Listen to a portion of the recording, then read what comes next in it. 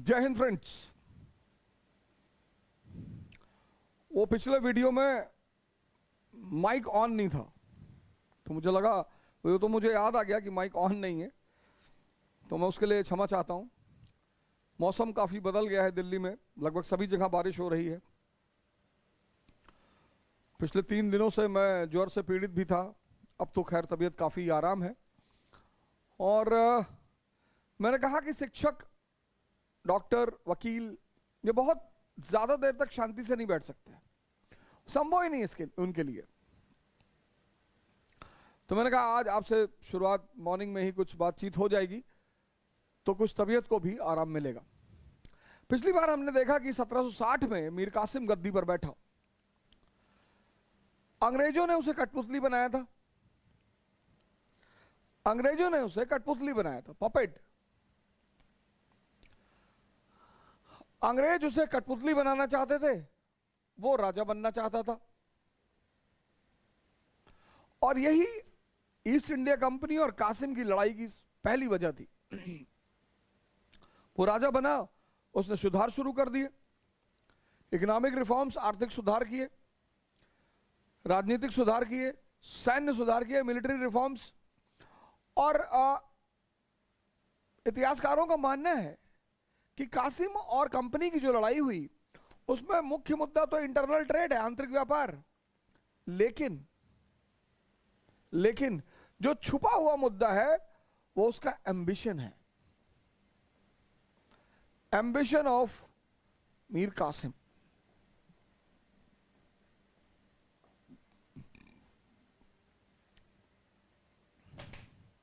Company और कासिम की जो लड़ाई है ना, उसका जो बाह्य मुद्दा है, बाह्य, जब आप बाहर से देखते हो तो ये मुद्दा है इंटरनल ट्रेड, आंतरिक व्यापार।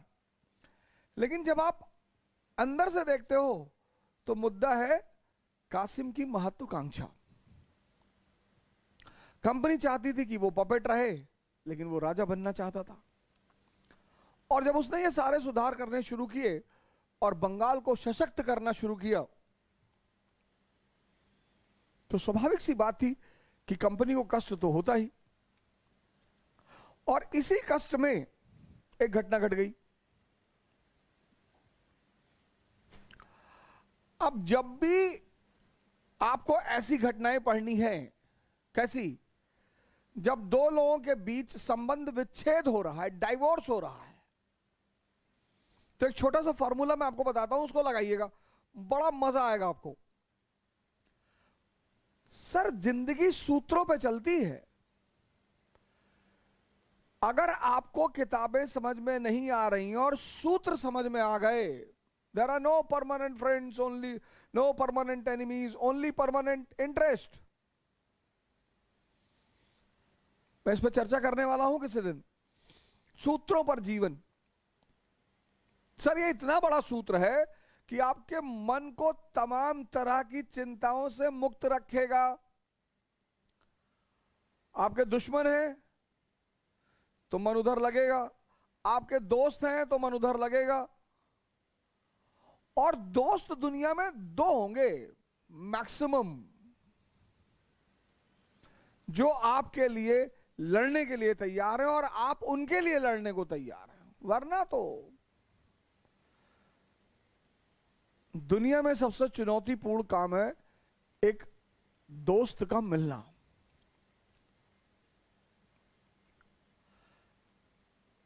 तो एक सूत्र मैं आपको बता रहा हूं, सूत्र बड़ा प्यारा सा सूत्र है। जब भी ऐसी घटनाएं आप देखें जहां संबंध विच्छेद हो रहा है, आपस में झगड़ा हो रहा है, साथ में रह रहे थे फिर झगड़ा हो रहा है, जैसे द्वितीय विश्व युद्ध में यूएस और यूएसएसआर साथ में रह रहे हैं, लेकिन जैसे द्वितीय विश्व युद्ध शुरू हुआ, खत्म हुआ, वैसे ही झगड़ा होने लगा। तो कैसे शुरू हुआ और कैसे ब्लास्ट हुआ, इसका बड़ा प्यारा सूत्र है। जैसे आप सूरज स्प्लिट पढ़ेंगे, तो आप जब सूरज स्प्लिट पढ़ेंगे, सूरज स्प्लिट, तो आपको यही फार्मूला लगाना पड़ेगा। जैसे आप पढ़ेंगे त्रिपुरी क्राइसिस, हम पढ़ेंगे, उसमें भी यही फार्मूला लगाना पड़ेगा। अब दुनिया में मैरिज और डाइवोर्स के 3 चरण हैं। मैरिज और डाइवोर्स, इसके 3 चरण हैं, 3। आमतौर पर इसके 3 चरण होते हैं। मैरिज का पहला चरण है केयर। केयर आमतौर पर बदल जाता है अफेयर में।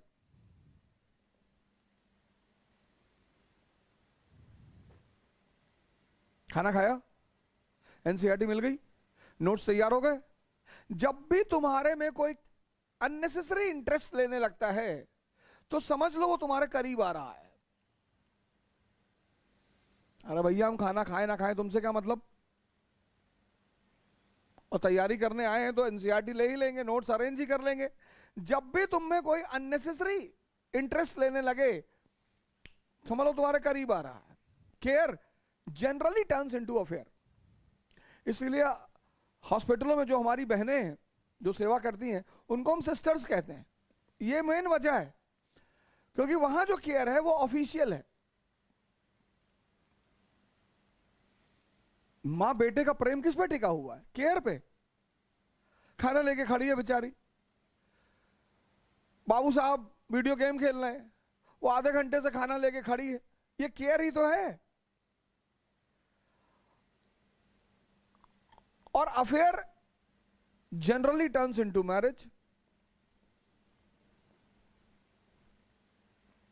डिपेंड्स, प्रॉफिट एंड लॉस पर डिपेंड करता है। अच्छा, दुनिया में हर इंसान, मुझको मिलाकर, मुझको जब भी मैं ऐसी बातें बोलूं तो मुझे मत छोड़ा करो, मुझे भी ऐड कर लिया करो। दुनिया में हर इंसान के कई चेहरे हैं। मेरे तो इतने हैं कि मुझे पता ही नहीं। दुनिया में हर इंसान के कई चेहरे, हर इंसान, कोई इंसान बिना चेहरे के है ही नहीं। और जिसके सारे चेहरे खो गए वो बुद्ध हो गया, वो मोहम्मद हो गया, वो जीसस हो गया, फिर वो इस दुनिया का है ही नहीं।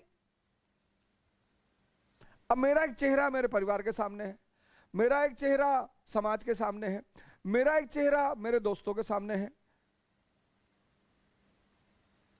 इसलिए जब भी किसी से मिलें तुरंत डिसीजन ना लें। आप देखो बहुसंख्यक लोगों को, जब पावरफुल शक्तिशाली लोगों के सामने आते कैसे बिहेव करते हैं। जी सर, जी सर, चाय पीते हैं पांडे जी? नहीं जी। अब साहब ने कह दिया हमें तो चाय पसंद नहीं। साहब हमें भी पसंद नहीं है साहब, हम भी चाय बिल्कुल, हम तो साहब बचपन से नहीं पीते साहब, हमारे पिताजी देते थे हम तो ऐसे गिरा देते थे साहब, हम तो पीते देखते नहीं साहब, हम तो चाय की दुकान की तरफ से आंख बंद करके जाते हैं साहब।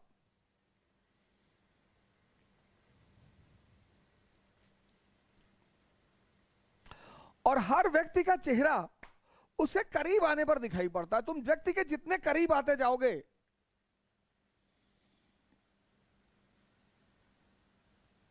अब देखो जब अफेयर चलता है लोगों का कितना मजा आता है दोनों पार्टी को, क्योंकि अफेयर जो है उसमें दोनों अपना आइडियल चेहरा दिखाते हैं। हम सिगरेट नहीं पीते, हम शराब नहीं पीते, हम तो पराई स्त्री देखते ही नहीं। तब जिंदा क्यों हो? कर क्या रहे हो दुनिया में? लेकिन जब विवाह हो गया, जब आमने सामने आ गए, तब तो दूसरा चेहरा दिखाई पड़ेगा। आप जब ट्रेन में सफर करते हो, आप जब प्लेन में तो खैर लोग कम बात करते हैं एक दूसरे से, बड़े शाही लोग चलते हैं। लेकिन हम जैसे हम ट्रेन में सफर करते हैं तो बड़ी जल्दी दोस्ती हो जाती है, बड़ा जल्दी एक दूसरे से। और कॉफी मंगाए तो पहले आप, नहीं नहीं सर पहले आप, सर पहले आप लेंगे। और उसी आदमी से 10 बार मुलाकात होती है तो अबे तबे शुरू हो जाता है। इसीलिए किसी भी व्यक्ति पर तत्काल निर्णय कभी ना करें, कभी नहीं। बचपना क्या है? तत्काल निर्णय। बचपने की कुछ कमियां हैं, कुछ फीचर्स हैं, उसमें एक फीचर यह भी है तत्काल निर्णय। अब 2 प्रेमी युगल ने शादी कर ली, और जब शादी कर ली तो हस्बैंड पहले दिन निकला खैनी बनाते हुए, और लेडी ने कहा अरे तुम खैनी खाते हो? हाँ सुबह सुबह खाता हूं, एक टाइम खाता हूं। और वहीं से शुरू हो गई रिफ्ट। रिफ्ट।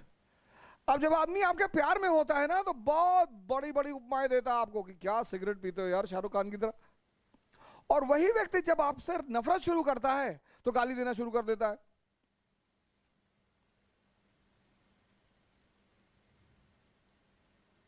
कि दिमाग मत क्या खराब किया, ज्यादा बोल दो दिमाग खराब हो जाता है। जब व्यक्ति आपकी अच्छी बातों का भी विरोध करने लगे समझ लो कोई बात हो गई है, क्योंकि प्यार में तो आदमी गलत बातों का भी समर्थन करता है। रिफ्ट, अगर रिफ्ट संभाली नहीं गई तो स्ट्रगल, संघर्ष शुरू हो जाएगा कि मेरा एटीएम मत यूज करना और कार की चाबी रख दो। और अगर संघर्ष संभाला नहीं गया तो विस्फोट हो जाएगा, ब्लास्ट। पता लगा दोनों ने एक दूसरे का बाल पकड़ा, मार, जूता, हाथ, संबंध खत्म। तो जब भी तुम ऐसे कोई घटना पढ़ोगे तो इस सूत्र का इस्तेमाल करोगे। बड़ा प्यारा सूत्र है ये बड़ा प्यारा फॉर्मूला है, बहुत प्यारा। कौन सा फॉर्मूला? रिफ्ट, स्ट्रगल और ब्लास्ट। जैसे हम सूरज स्प्लिट पढ़ेंगे, इस फॉर्मूले को लगाएंगे। हम त्रिपुरी क्राइसिस पढ़ेंगे, इस फॉर्मूले को लगाएंगे कि झगड़ा शुरू कहां से हुआ, फिर वो संघर्ष में कैसे बदला, फिर विस्फोट कैसे हुआ, और पूरी कहानी हमारे सामने होगी।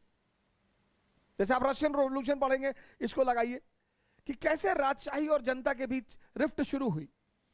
सर, किसी भी क्रांति को पढ़ने का बड़ा शानदार फॉर्मूला है ये, अरबों रुपए का। तुम किसी को खाना खिला देना, तुम किसी को दवा दे देना, फीस याद रखना मेरी, तुम किसी को खाना खिला देना, तुम किसी को दवा दे देना। ठंडा आ रही है, बहुत लोगों के पास कपड़े नहीं होंगे, कोई तो एक बैग लेके चलो, जो हैंड बैग किताब उताब लेके चलते हो, उसी में एक शॉल डाल लो, 250-300 रुपए की आती है यार, लोई जिसको बोलते हैं, लोई 300-300 रुपए की अच्छी लोई आती है, किसी को दे देना, अरबों रुपए माफ कर दूंगा।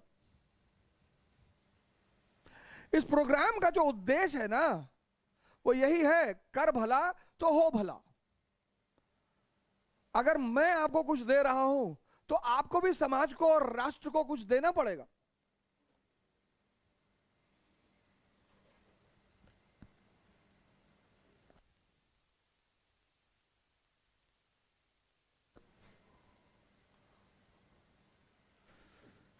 राष्ट्र आज संकट से गुजर रहा है, बहुत लोग गरीबी से गुजर रहे हैं।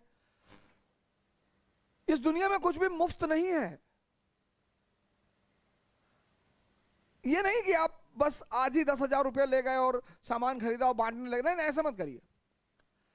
और अपने यथा अनुसार, किसी से उधार नहीं मांगना है, किसी से मतलब पापा मम्मी को परेशान नहीं करना है, ये सब नहीं करना है यार, कि नहीं हमको पैसा दो, हमको कंबल बांटना है, ये सब नहीं करना है। तुम्हारी जो सेविंग है, तुम एक स्टूडेंट हो, तुम्हारी जो सेविंग है, तुम्हारे पास जो 4 पैसा बचता है, उसी को यार बचा लो, उसी में करो, उसी में। या तुम कमाते हो तो बात अलग है। ये फॉर्मूला, ये सूत्र बड़ा प्यारा सूत्र है, रिफ्ट, स्ट्रगल और ब्लास्ट। अब देखना यह है कि कंपनी और कासिम के बीच में रिफ्ट कैसे शुरू हुई। क्या मुद्दा था रिफ्ट शुरू होने का? कि कंपनी और कासिम के बीच में रिफ्ट कैसे शुरू हुई। अब कासिम ने क्या किया,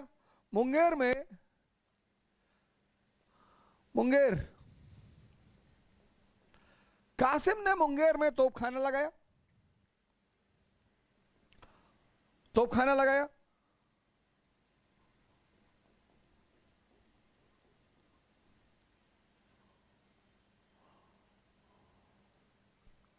अब तोपखाने के लिए शोरा चाहिए, बारूद चाहिए, और बारूद जो है, शोरा जो है और बारूद जो है, शोरा सॉल्टपीटर, उसको मिलकर बनाया जाता है। तो सॉल्टपीटर का जो ट्रेड था वो कंपनी की मोनोपोली थी। सॉल्टपीटर ये कंपनी की मोनोपोली थी, इसकी जो सेल थी ये कंपनी की मोनोपोली थी, कंपनी का एक अधिकार।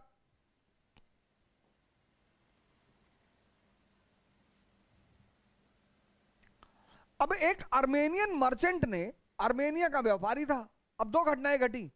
एक आर्मेनिया का व्यापारी था, आर्मेनियन मर्चेंट, इसने क्या किया, इसने नवाब के निजी इस्तेमाल के लिए कुछ शोरा खरीदा, निजी इस्तेमाल के लिए। तो कंपनी को शंका हुई,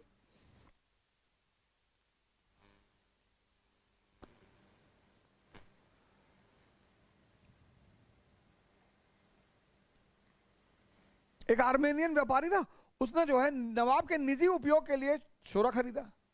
कंपनी को शक हुआ कि यार ये तो खाना मुंगेर लाया और शोरा खरीद रहा है। फिर क्या हुआ कि कंपनी का जो एजेंट था पटना में, एलिस, अंडरलाइन करिए, एलिस एपिसोड, ये दो घटनाएं घटी। एक तो आर्मेनियन मर्चेंट ने नवाब के निजी उपयोग के लिए शोरा खरीदा, और कंपनी का जो पटना में एजेंट था एलिस, उसने सिपाही भेज दिए मुंगेर के पैलेस की तलाशी के लिए।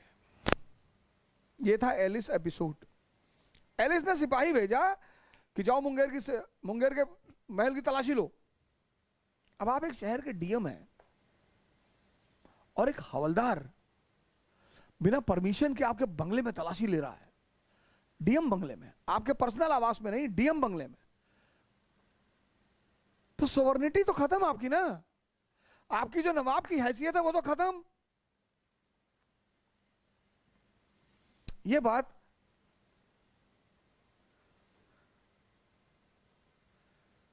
लग गई मीर कासिम को। उसने सुधार शुरू किए, कंपनी की तरफ से यह रिएक्शन हुआ और यहीं से शुरू हो गया रिफ्ट। दरार यहीं से शुरू हुई, कासिम के सुधार और कंपनी का बर्ताव। ये याद रखिएगा कि दरार कहां से शुरू हुई, रिफ्ट कहां से शुरू हुई, कासिम के सुधार।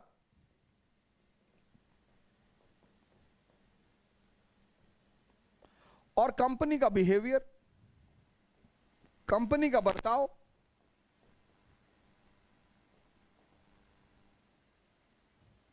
यहां से दरार शुरू हो गई। और फिर मीर कासिम ने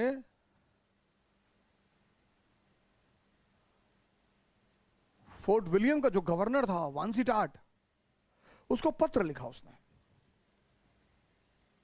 वांसीटाट,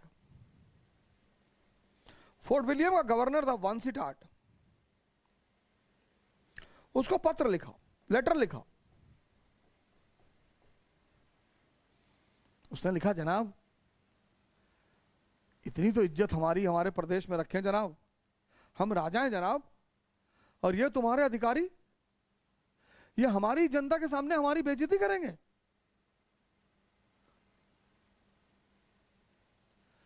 वांसीटाट को लगा हाँ यार बात तो सही कह रहा है।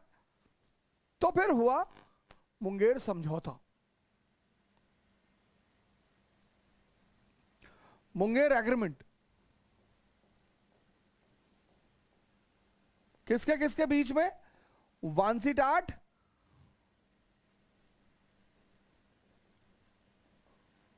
और मीर कासिम के बीच में।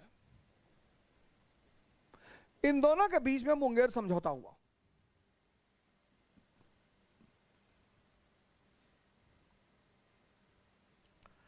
अब इस समझौते के जो प्रमुख पहलू थे, पहला ये आंतरिक व्यापार को लेकर था, इंटरनल ट्रेड को लेकर। आंतरिक व्यापार,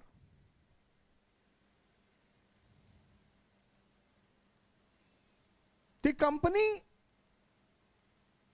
जितने भी वस्तु खरीदेगी उसके क्रय मूल्य, क्रय परचेजिंग वैल्यू, उसके क्रय मूल्य का 9% नवाब को देगी।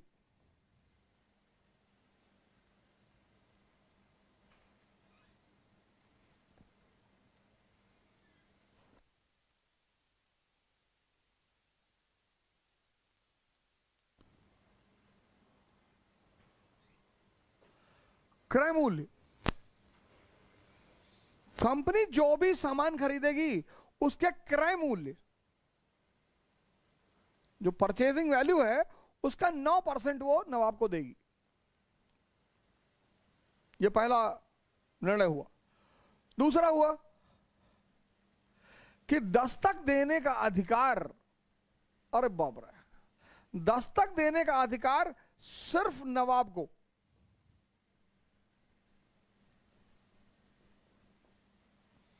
Only nawab will have the right to issue dastak. और तीसरा समझौता हुआ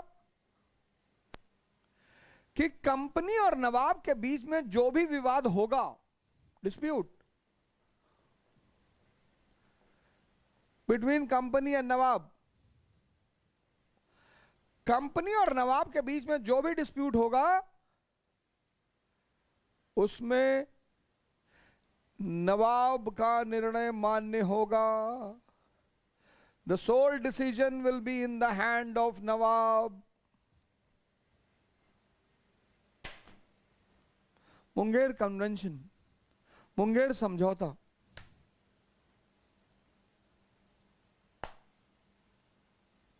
Whatever company will purchase, whatever things company will purchase, the 9% of the purchase value will be given to the Nawab. The right to issue dastagi will be in the hand of the company. Whatever dispute will be there between company and Nawab, the sole decision will be in the hand of Nawab. ये तीन निर्णय हुए कि आंतरिक व्यापार में company जितनी वस्तुएं खरीदेगी क्रय मूल्य का 9% नवाब को देगी। क्रय मूल्य, दस्तक जारी करने का अधिकार कंपनी को होगा, नवाब को होगा, सॉरी, दस्तक जारी करने का अधिकार नवाब को होगा। और जितने भी डिस्प्यूट होंगे कंपनी और नवाब के बीच में, उसमें निर्णय मान्य होगा नवाब का।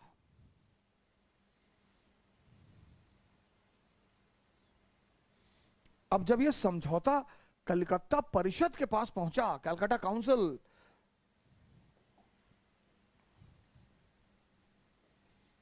जब यह समझौता कलकत्ता काउंसिल के पास पहुंचा, कलकत्ता परिषद, कलकत्ता काउंसिल, अरे उसने कहा ये हमारा डॉबरमैन, ये हमें सिखाएगा, ये हम पर शासन करेगा, हमने बिठाया इसको गद्दी पे। हर आदमी को अपने कर्मों की सजा मिलनी ही है सर, डेफिनेटली सर, 5 लाख%, क्योंकि भगवान की बात ही नहीं है सर। नेचर ने एक सॉफ्टवेयर डिजाइन कर रखा है बड़ा प्यारा, आप जो करते हो वो सेव हो जाता है।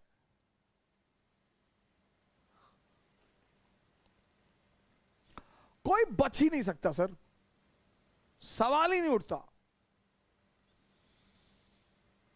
और खासकर जब आप किसी के साथ बदतमीजी करते हो जो उसके दिल को टच करती है, फिर तो आपको उखाड़ने से कोई बचा ही नहीं सकता सर। मैंने तो अपने सामने देखा एक एम्पायर को ध्वस्त होते हुए, मैं तो सुनता था, मैंने देखा अपने सामने एक साम्राज्य को गिरते हुए। वजह मासूम लोगों को सताना।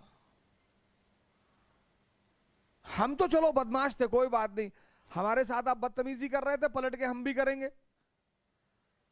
लेकिन जो आपके यहां नौकर हैं, कारिंदे हैं,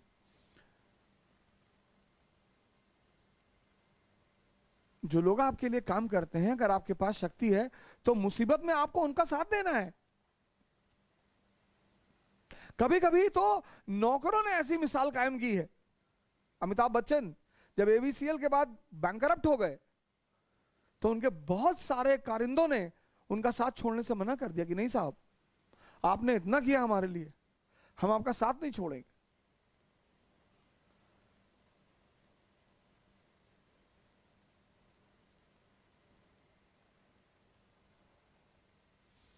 और कलकत्ता परिषद ने इस एग्रीमेंट को फाड़कर फेंक दिया।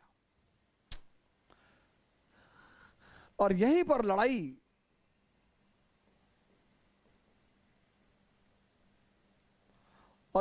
लड़ाई संघर्ष में बदल गई। Struggle because of Munger agreement. तो रिफ्ट किसकी वजह से हुआ? सुधार और कंपनी का बर्ताव।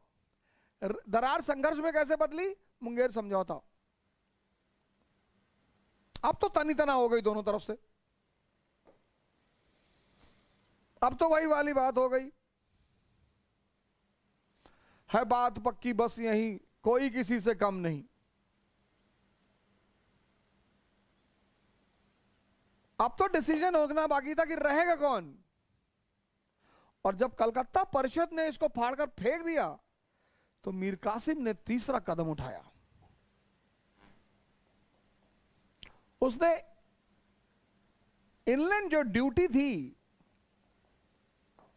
आंतरिक कर खत्म कर दिए।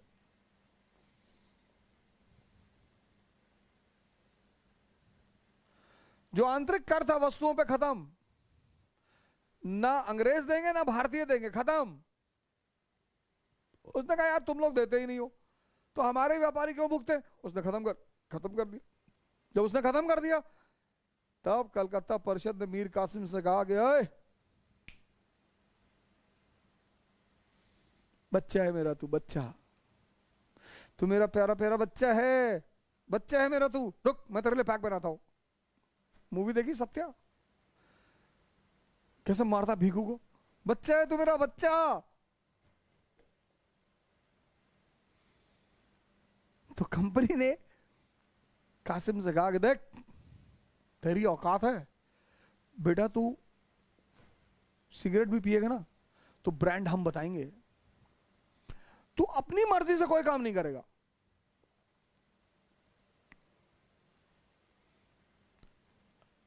Calcutta council stood up against this decision.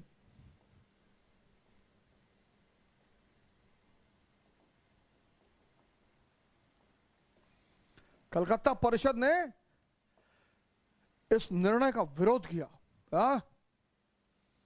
हम है राजा, हम है किंग मेकर, तुम ये सब डिसीजन नहीं लोगे, बंद कर दो बेटा, बहुत मारेंगे। और यहीं से कासिम और कंपनी के बीच, और यही इसी मुद्दे को लेकर ब्लास्ट हो गया, इसी मुद्दे को लेकर ब्लास्ट हो गया। झड़पें शुरू हुई, स्कर्मिशेस,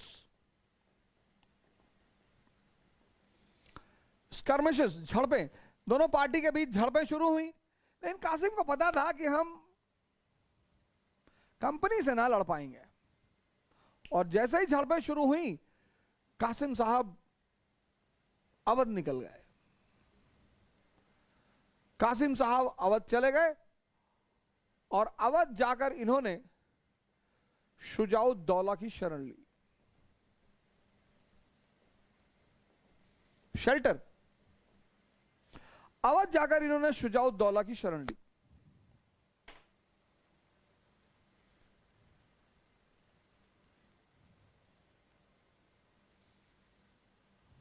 दवाई है सर, 3 दिन से फीवर आ रहा था।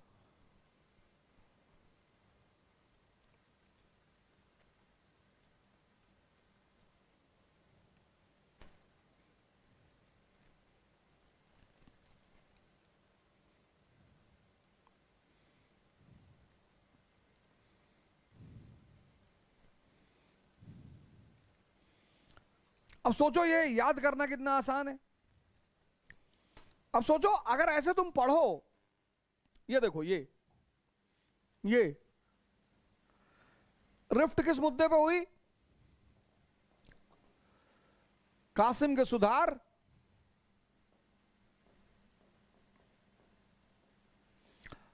सुधार, और कंपनी का बिहेवियर, कंपनी का बर्ताव।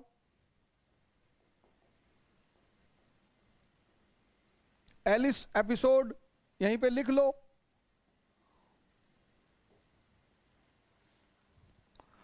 फिर इस रिफ्ट किस में बदला, संघर्ष में, स्ट्रगल में, किसकी वजह से, मुंगेर समझौता।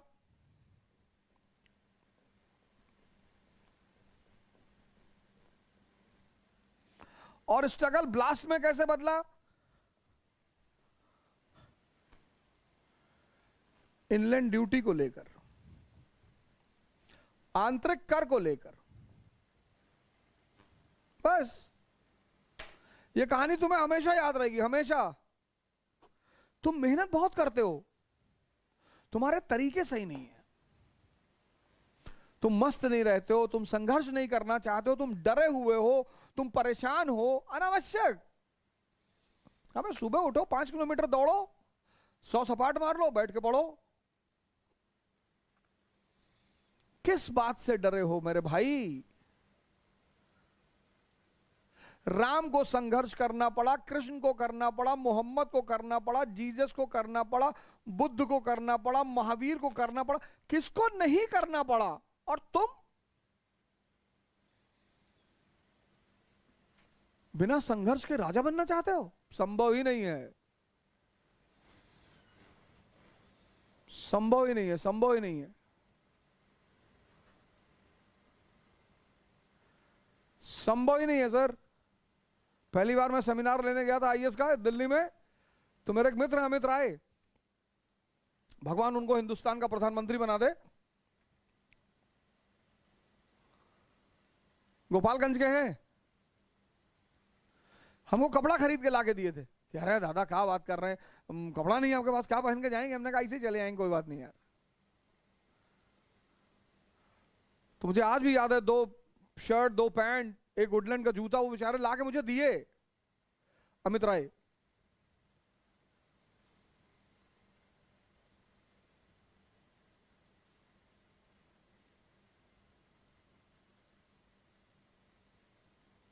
सेमिनार में गए, एक लड़का आया था, बाकी सब मेरे दोस्त बैठे हुए थे, अभिजीत यादव, रूप नारायण, अमित राय, ये लोग बैठे हुए थे।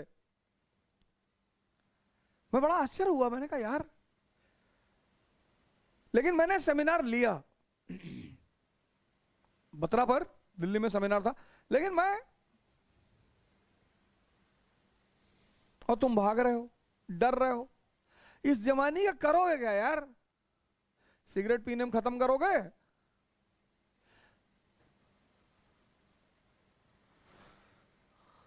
वो जवानी जवानी नहीं जिसकी कोई कहानी न हो।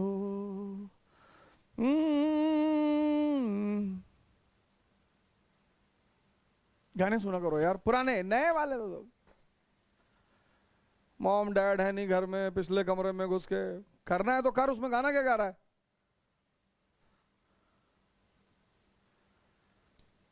किशोर को लगा लिया करो, लता जी को लगा दिया करो। लता जी की आवाज तो एकदम जैसे लगता है देवी भगवान की आवाज।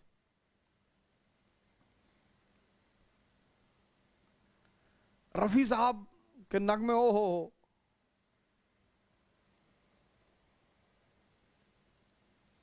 ऐसे याद करो।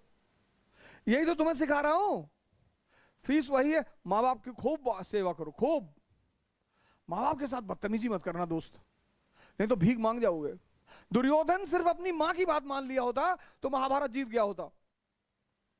सिर्फ अपनी मां की बात मान लेता वो बदतमीज आदमी तो महाभारत जीत गया होता।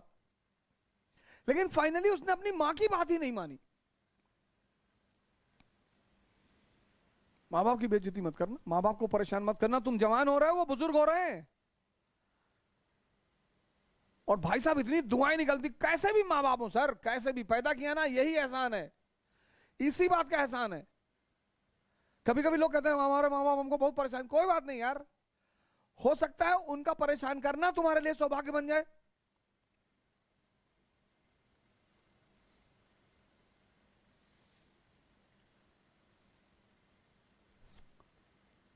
माँ बाप की खूब सेवा करो, जितनी तुम्हारी ताकत है।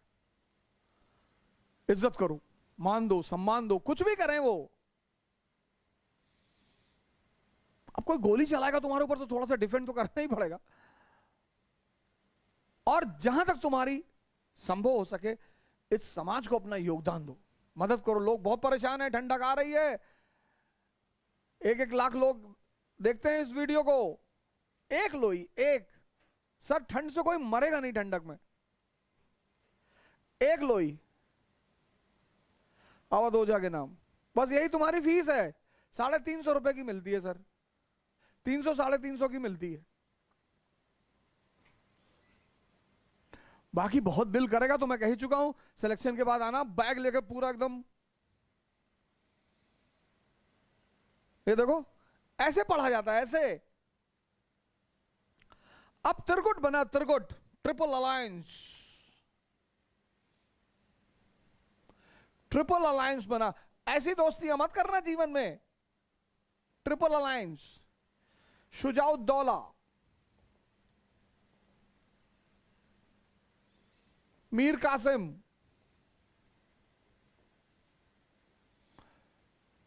शाह आलम, मुगल एम्परर शाह आलम। दोस्ती टेम्परेचर के नियम पर होनी चाहिए, तापमान। क्या नियम है टेम्परेचर का?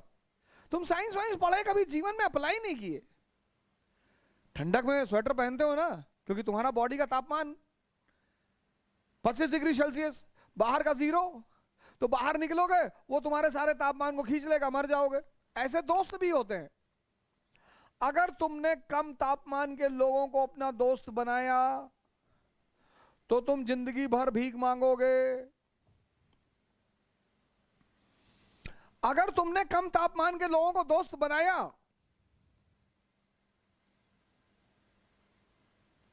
अब तुम तैयारी कर रहे हो और एक आदमी रोज आके तुम्हारे पास रोता है, डेली रोता है, हमारा लगता है नहीं होगा, हमारी तैयारी अच्छी नहीं हो पा रही है, तुम बहुत पढ़ रहे हो, ये है वो है, और उसका तो पहले अटेम्प्ट में हो गया था, और करंट अफेयर कहां से पढ़े हैं, डेली तुम मारो पटक के पहले, वो तुम्हारा तापमान खींच रहा है। तुम देखो कभी कभी तुम ऐसा होगा अक्सर कि तुम बड़ा निराशा फील करोगे, तुम्हें पता नहीं चलेगा निराश क्यों है यार। ये कम तापमान के लोगों के अगल बगल रहोगे तो वही होगा, और जब हाई तापमान के लोगों के साथ रहोगे, और तुम्हारा दोस्त, तुम आईएएस की तैयारी करो, तुम्हारा दोस्त मेंबर ऑफ पार्लियामेंट की तैयारी,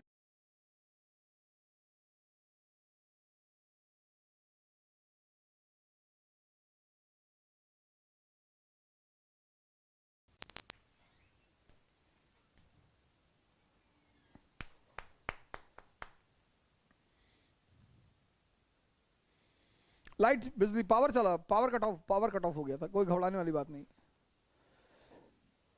तो तुम आईएएस की तैयारी कर रहे हो, तुम्हारा मित्र मेंबर ऑफ पार्लियामेंट बनने की तैयारी कर रहा है, साथ में रहो, चिढ़ते क्यों हो? दोस्ती करो तापमान के नियम पे आधारित। और कैसे पता चले कि तुम्हारी तैयारी सही चल रही है? जब तक तुम्हें लोग घमंडी और पागल कहना ना शुरू कर दें, तब तक समझ लेना तुम्हारी तैयारी सही नहीं चल रही है। अरे भैया 8 घंटे डेली पढ़ोगे या 10 घंटे पढ़ोगे, इससे ज्यादा ना पर सिटिंग दे पाओगे। इससे ज्यादा सिटिंग करोगे तो मंगल पे मिलोगे। Minimum 8 maximum 10 sitting. अब इसको हजम भी तो करना है चाचा, तो कितना घंटा? 5 घंटा, 5 hours maximum, 5 hours minimum, 5 hours maximum. तो अगर आप 8 घंटे की सिटिंग दे रहे हो तो आपकी पढ़ाई पर डे कितनी हुई? 13 आवर्स। और अगर आप 10 घंटे की सिटिंग दे रहे हो तो आपकी पर घंटे की पढ़ाई कितनी हुई? 15 आवर्स। जो टॉपर कहते हैं ना मैं 15 घंटे पढ़ता हूं, ये चीज को वो डिस्क्लोज नहीं करते। इस चीज को अध्ययन मनन, मनन मतलब डाइजेशन, हजम करना। जैसे ये पेट हजम करता है ना, ऐसे ये भी हजम करता है। अब मिर्जा और मन अजीब है, और वो कुछ चीजें अपने मन से हजम कर लेगा बिना बताए। तुम्हारे मिर्जापुर की पूरी सीरीज की कहानी याद हो जाएगी तुम्हें, लेकिन मुगल साम्राज्य याद करना मुश्किल है, तो उसके लिए मेहनत करनी पड़ेगी, साधना करनी पड़ेगी। मन हजम तो कुछ भी कर ले। इसलिए जिसका मन नैसर्गिक रूप से किताबों को हजम करता है वो चमकते रहते हैं। कुछ लोगों का नहीं करता, उनके लिए ध्यान है, साधना है। लिखो बैठ के डेली 10 पन्ना, थोड़ा गलो यार, थोड़ा जलो, थोड़ा मरो। मरो है जोगी मरो, गोरखनाथ का बड़ा फेमस स्टेटमेंट है। 21 साल की उम्र में अगर तुम डिप्रेशन में हो ना, तो हमको मिल जाओ तो बहुत मारे। जोधपुर से एक भाटी भाई का फोन आया था, हमने कहा सामने होते तो बहुत मारते तुमको आज। तुम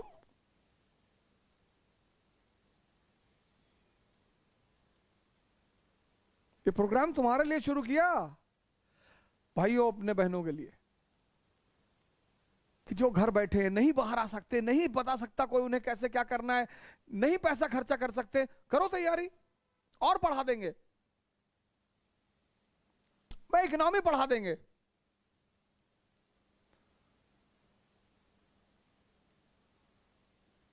हमें कौन सा खरीदना है ये सारी चीजें, हमें तो भगवान मुफ्त में दे रहा है।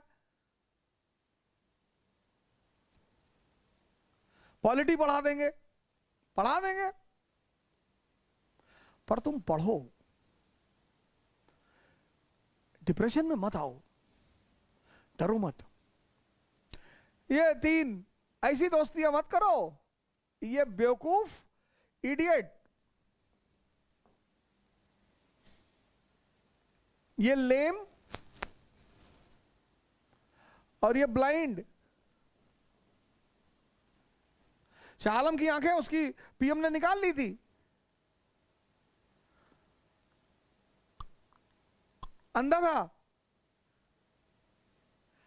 ये अंधा जो है इस लगड़े के कंधे बैठा, कहा भैया भाग, और हमको रास्ता कौन दिखाएगा, ये बेवकूफ। इन 3 लोगों ने दोस्ती की, नतीजा क्लियर था सरकार। क्या जरूरत थी तुम्हें मरे हुए आदमी को, और अभी आप देखना क्लाइव कैसे इन दोनों को, इनको यूज करेगा। क्लाइव जिंदा दिमाग का आदमी है, ये सब मरे हुए दिमाग के आदमी हैं।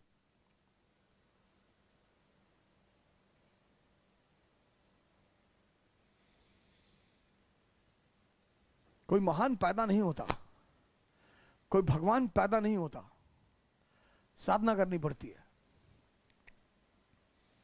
ये तो तुमको पुरोहितों ने सालों से डरा के रखा है, ऐसे भगवान जो है, इससे थोड़े भगवान, इंसान भगवान बन जाएगा, बनेगा। बुद्ध बने नहीं थे, महावीर, तुम्हारी आंखों पे पर्दा डाल दिया गया है।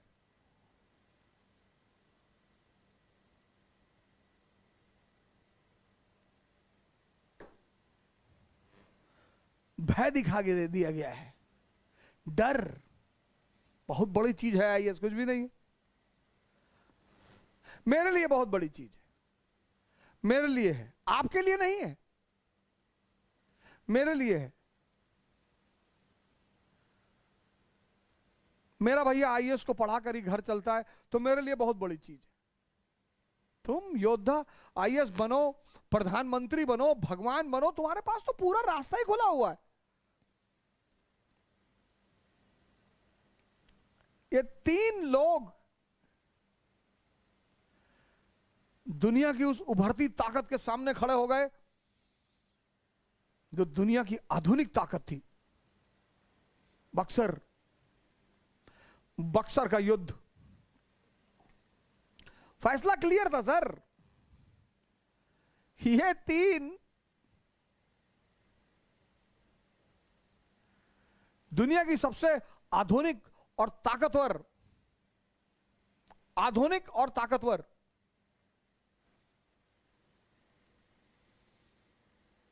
समूह के सामने जाकर खड़े हो गए। बहुत मारा इनको गिरा गिरा कर। बैटल ऑफ बक्सर,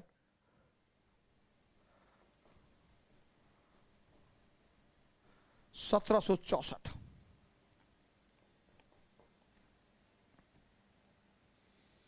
1757 की जो उपलब्धियां थी, उन पे बक्सर ने मोहर लगा दी।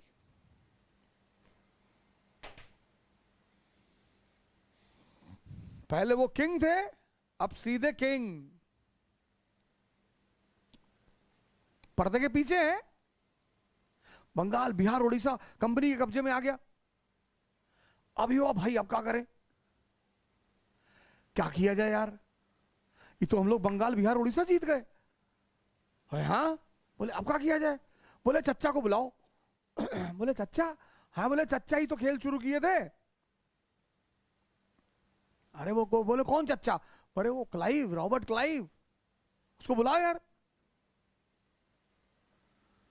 और कंपनी ने स्पेशल दरखास्त की कोर्ट ऑफ डायरेक्टर से। योग्यता की पूजा हर जगह होती, तुम योग्यता डेवलप नहीं करते और सबसे चाहते हो कि सम्मान मिले। इस दुनिया में मनुष्य का कोई सम्मान नहीं है। देख तो किसी को हर दिन जाके चंद्रमा पे जल चढ़ाना दिखाई नहीं पड़ता। भैया हमको समझ में नहीं आ रही जिंदगी क्या है। बदतमीज, तू एक बार सिर्फ सूरज और चांद को देख ले, तुझे समझ में आ जाएगी जिंदगी क्या है। यहां जिसके पास ताकत है, जो ऊर्जा देता है, जो जीवन देता है, लोग उसकी पूजा करते हैं। सूर्य, वही सूर्य सऊदी अरब में नुकसान पहुंचाता है तो वो नहीं करते। डेजर्ट है ना, मरुस्थल है ना, कौन सी किताब पढ़ोगे? तुलसी को भगवान मान लिया, है ही भगवान, कैंसर जैसे रोग को खत्म कर देती है, इतना छोटा सा पौधा, भगवान, यूटिलिटी। और कैक्टस, घर में हल्का सा निकला, उखाड़ के फेंक दिए। अब तुम्हें डिसाइड करना है, जितने गुण तुम्हारे अंदर होंगे और उस गुण से समाज को फायदा होगा, उतनी तुम्हारी समाज में स्थान होगा। अब तुम डिसाइड करोगे कि तुलसी बनोगे या कैक्टस।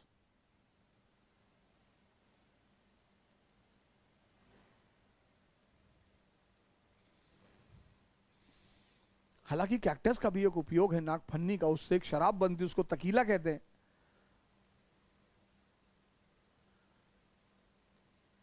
सुबह बहुत सारे लोग देखो सो रहे होगे, अभी आंख खुली होगी, अगर तुम्हारा उद्देश्य तुम्हारे अंदर उत्तेजना नहीं पैदा करता तो तुम खत्म। 4 बजे क्लास लेंगे अगले संडे से, 4 बजे सुबह,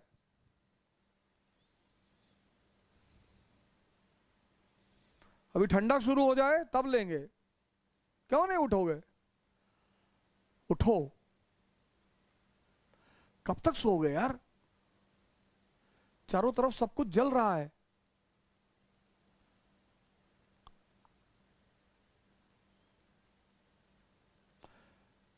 सत्ता का नशा करो, सत्ता का, शराब, सिगरेट, गुटखा सब छोड़ दो। इसलिए नहीं कि ये नुकसान पहुंचाते हैं, इसलिए क्योंकि ये घटिया नशे हैं। नशा करो ना क्वालिटी वाला, ताकत का नशा, सत्ता का नशा, कि पढ़े नहीं बेचैन हो गए, आंसर राइटिंग नहीं की बेचैन हो गए। मैं नशा करने के लिए मना नहीं कर रहा हूं, घटिया नशे मत करो, सिगरेट मत पियो, तंबाकू मत खाओ। कौन कहता है तंबाकू खाने से जो है ध्यान लगता है? तो रिक्शा वाला तंबाकू खा के ध्यान लगा ले।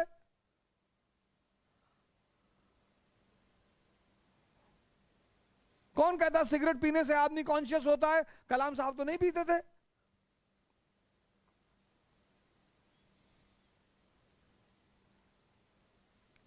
कौन कहता कि महान लोग शराब पीते थे? बुद्ध, महावीर।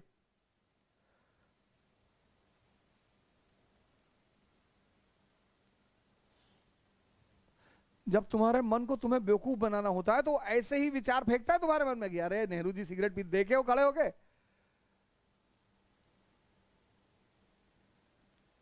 नेहरू जी सिगरेट, चलो नेहरू जी को कॉपी कर रहे हो कि नेहरू जी सिगरेट पीते थे। नेहरू जी ने जेल में किताब लिखी थी, तुम एक लिख के दिखाओ। और स्त्रियों का सम्मान करो।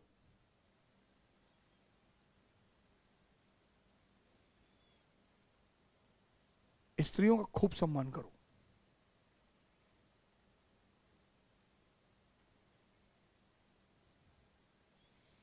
उठो जवानों, देश की वसुंधरा पुकारती, देश है पुकारता पुकारती मां भारती।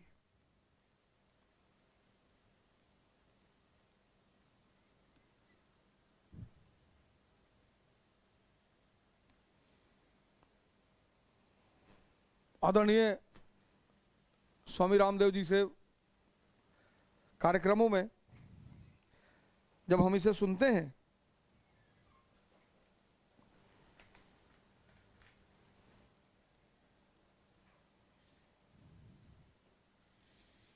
बहुत जल्दी हमारे साथ इस कार्यक्रम में भारत के महान संत होंगे। मैंने पहले भी कहा था, टाइम नहीं मिल पा रहा था, उनका नेशनल इंटरनेशनल दौरा इतना ज्यादा रहता है। तो इस बार मैं उनसे गया, मिला, मैंने कहा आपको आना है, आपको यूथ के सामने बोलना है, कुछ मुद्दों पे मैं बोलने का अधिकारी नहीं हूं, वहां आप बोलेंगे। हाँ बोले, मैं एकदम आऊंगा अवध।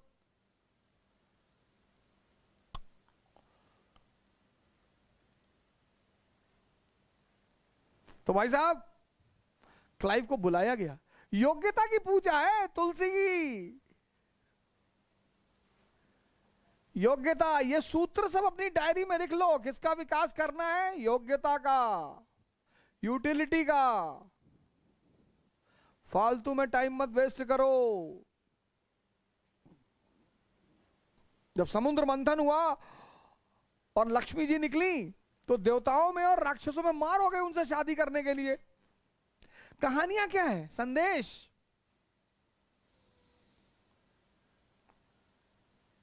लड़ने लगे, हम शादी करेंगे, हम शादी करेंगे, हम शादी करेंगे। लक्ष्मी ने कहा रुको, मैं डिसाइड करूंगी मैं किससे शादी करूंगी, शादी मुझे करना है। देखा उन्होंने दूर समंदर में एक आदमी लेटा हुआ है। बोले ये कौन है? बोले साहब ये विष्णु जी हैं। बोले इनको पता है मैं निकली हूं? बोले हाँ पता है। तब भी नहीं आए? बोले नहीं। विष्णु जी ने, लक्ष्मी जी ने जाके उनके गले में माला डाल दी।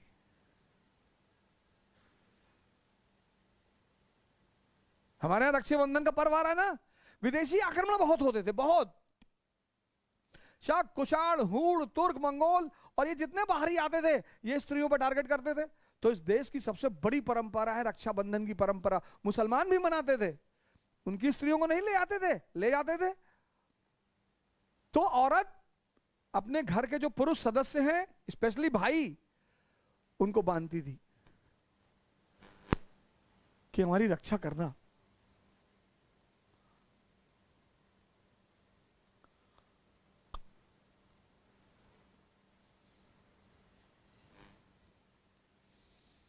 और रॉबर्ट क्लाइव हिंदुस्तान पहुंचा अपनी दूसरी पारी खेलने के लिए 1765 टू 1767। और इस आदमी ने भारत में कंपनी के साम्राज्य की नींव रखी। लिख लीजिए, भारत में कंपनी के साम्राज्य की नींव। He laid down the foundation for the company's empire in India.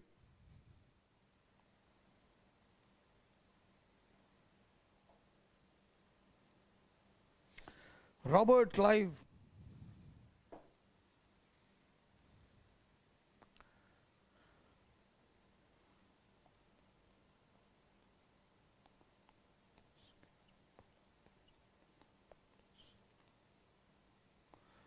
और भाई साहब इस आदमी ने जो काम किए ना,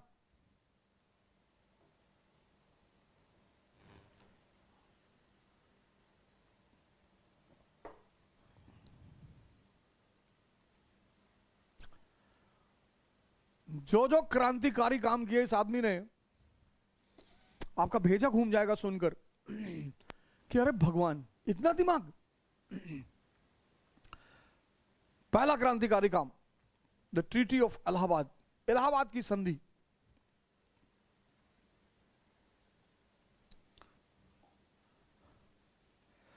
ट्रीटीज आप लिखिए, treaties, the treaties of Allahabad 1765।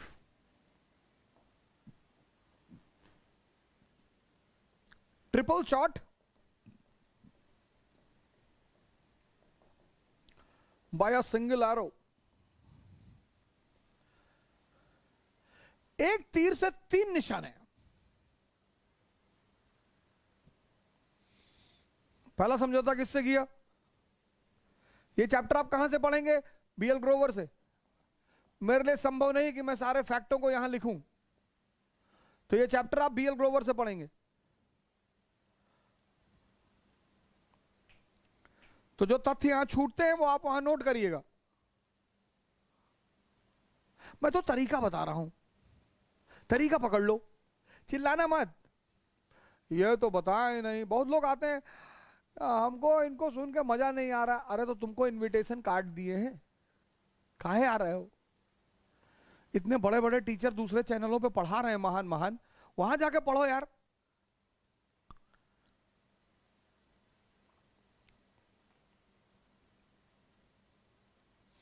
लेकिन अगर तुम लोग नहीं आओगे ना तो मेरा मन ना लगेगा।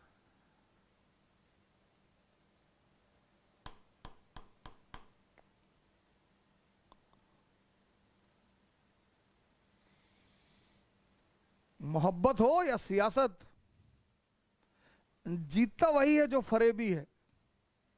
ये मेरे एक दोस्त है दानिश भाई, कहते रहते हैं मुझसे,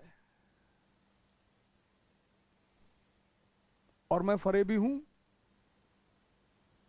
तुमको जो भी बिगाड़ना है बिगाड़ लो, मैं फरेबी हूं।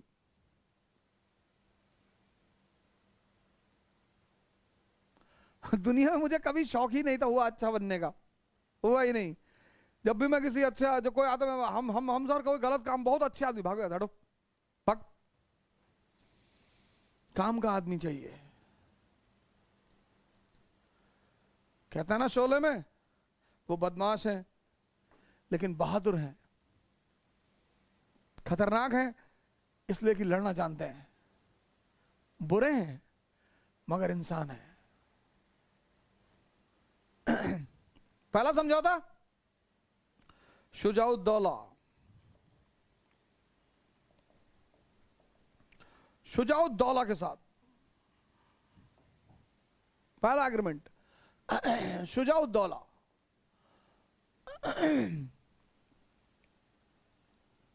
अवध का नवाब, इसके साथ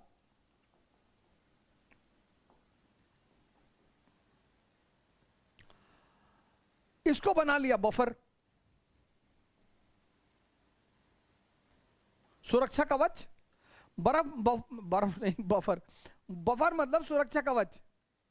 जैसे तिब्बत है ना, ये हमारे और चीन के बीच बफर था।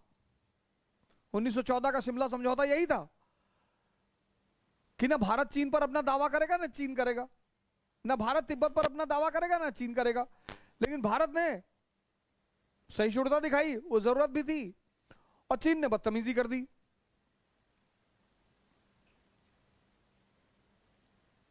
तो क्यों बफर बनाया इसने? अब यार बहुत अच्छा ना बन पाए तो नाराज मत होना यार कि यार ये क्या बना दिए भाई साहब। पाकिस्तान इंक्लूडेड है।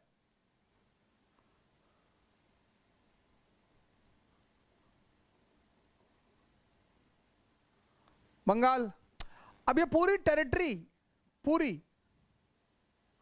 ये पूरी टेरिटरी कंपनी के कब्जे में, और यहां बैठे थे मराठा, और यहां से आ रहे थे अफगानी,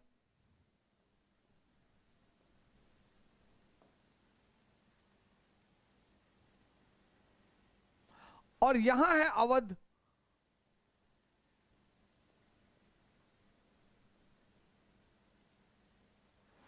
तो अगर अफगानी और मराठा बंगाल की तरफ बढ़ेंगे तो उनका पहला सामना कौन करेगा? अवध। अभी बंगाल क्या है? नवजात शिशु है, इन्फेंट है।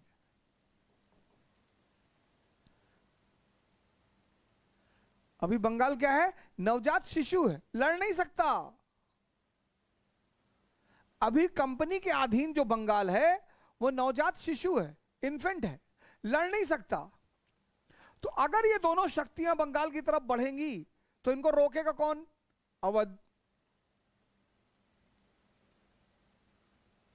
पहला काम तो उसने ये क्या किया, अवध को अपना बफर बना लिया अफगान और मराठों के खिलाफ। दूसरा, सहायक संधि कर ली, सब्सिडियरी अलायंस। अब इसमें कंफ्यूज होने की बात नहीं है। अगर क्वेश्चन आता है कि पहली बार सहायक संधि किसने की, सहायक संधि नीति की शुरुआत किसने की, नीति, तो वह है वेलेस्ली। यह बात याद रखना, subsidiary alliance as a policy किसने शुरू की? वेलेस्ली ने। कंफ्यूज मत होना। बस वही कि कंपनी की एक टुकड़ी तुम अपने पास रखोगे,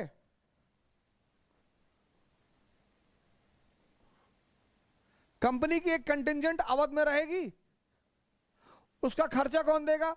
नवाब। सेना कंपनी की, खर्चा नवाब देगा।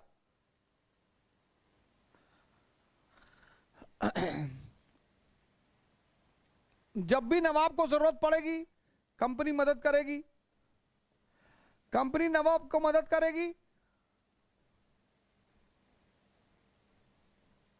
पर उसके बदले में धन लेगी। लेकिन जब नवाब कंपनी को मदद करेगा तो उसके बदले उसे कुछ नहीं मिलेगा।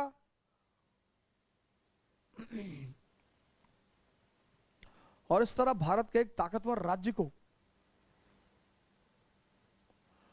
उन्होंने अपना सहयोगी बना लिया।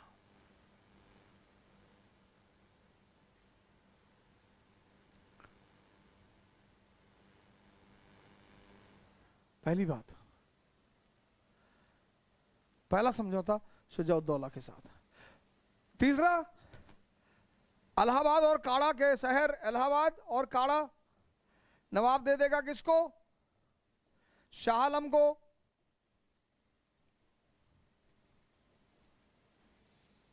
सबसे फर्टाइल एरिया अवध का ले लिया,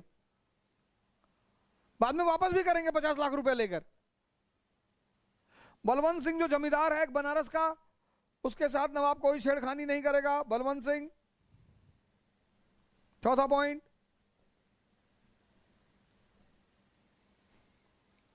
बनारस का नवाब बलवंत सिंह कंपनी के संरक्षण में रहेगा।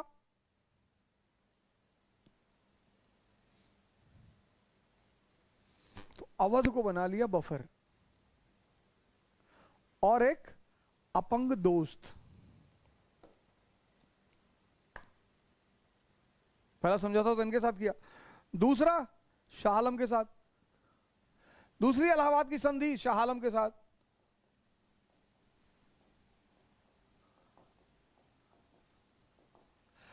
शाह आलम को क्या दे दिया? इलाहाबाद और काड़ा। शाह आलम को दे दिया इलाहाबाद और काड़ा।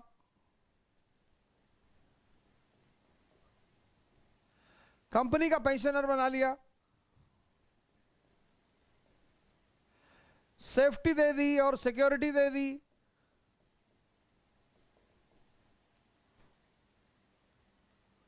हिंदुस्तान के शहंशाह को, और इसके बदले में शहंशाह ने क्या दिया? अरे बाप रे, शहंशाह ने तो दिल ही निकाल के दे दिया।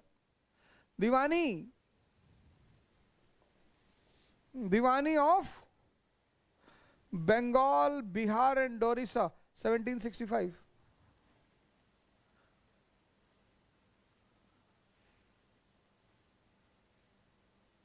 देखो क्लाइव को, मुर्दे को इस्तेमाल कर लिया। शुजाउद्दौला जिंदे को नहीं कर पा रहा था।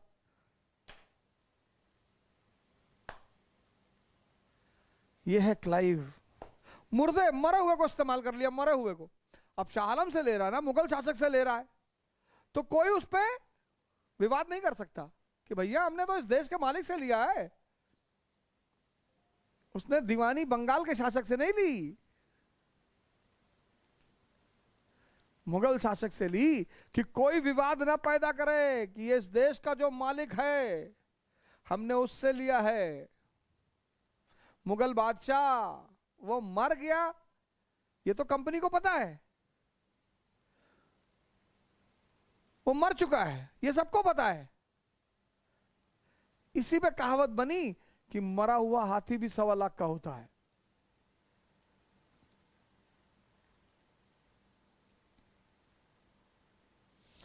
यह है क्लाइव, जो मुर्दे को इस्तेमाल करना जानता है, मुर्दे को।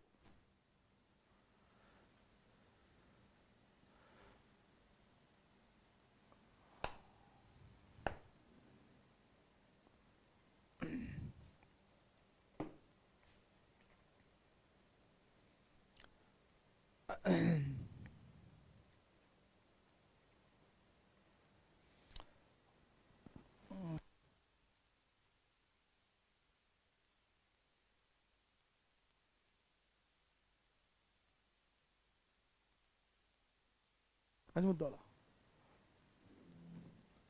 तीसरा समझौता किया बंगाल के नवाब नजमुद्दौला से।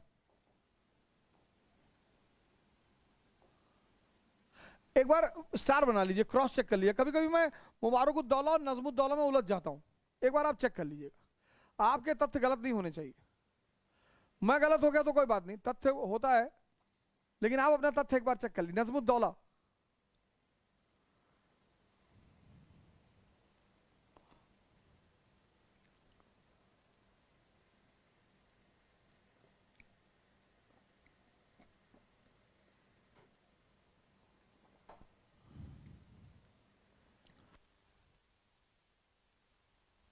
था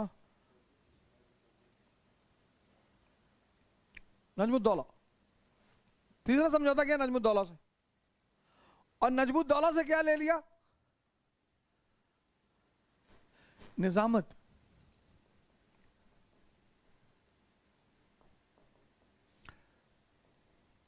राइट टू एडमिनिस्ट्रेशन। कहा बेटा तुम टोपी ओपी लगा के बैठो, हम चलाएंगे।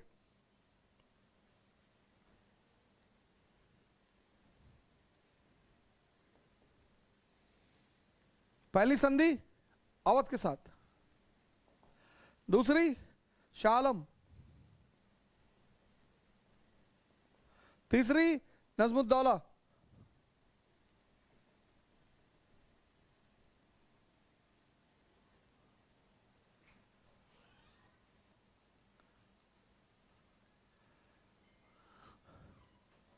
डिपेंडेंट फ्रेंड, डिपेंडेंट, निर्भर सहयोगी, dependent friend, dependent friend, dependent, पराधीन सपने सुख नहीं, तुलसीदास ने कहा है। कभी कभी कुछ नौकर होते हैं जब आपके घर में आते हैं ना, आपका सारा काम अपने सर पे उठा लेते हैं, आपको कुछ नहीं करने देंगे। आपने कहा पा ले आए पानी, और 3 साल आपके घर में रह गए और पूरे परिवार को अपने ऊपर डिपेंडेंट बना लिया।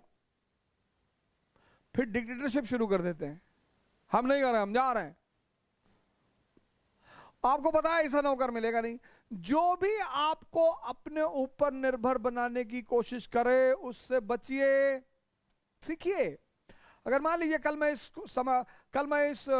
प्रोग्राम को बंद कर दूं, कोई बात नहीं, आप सीखिए। पर आप में से बहुत लोग तुरंत गाली देने लगेंगे, देखा पहले कहे थे पूरा ना पढ़ाई। कुछ मेरे भाई हैं, उनको इतनी बेताबी रहती मुझे गाली देने के लिए, मतलब अरे एक मौका दे दो बस।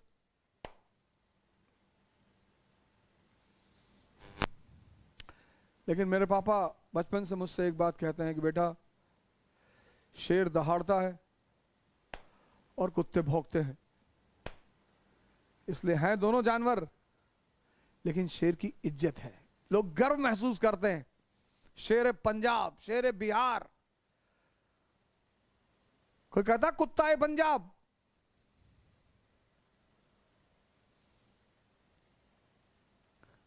कोई कहता कुत्ता है बिहार, शेर पंजाब। तुम भी किसी को विरोध मत किया करो, मौका मिले लेकिन विरोध मत किया करो।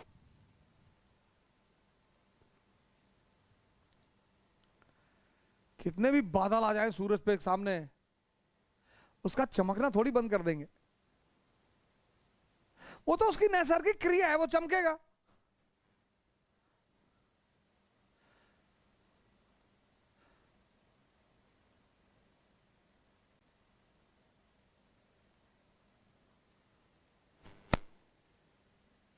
देखो, मुर्दों को यूज कर लिया, मुर्दों को, ताकतवर राज्य को डिपेंडेंट अलाई बना लिया, हिंदुस्तान के शहंशाह को गुलाम बना लिया, और बंगाल को नौकर, सर्वेंट।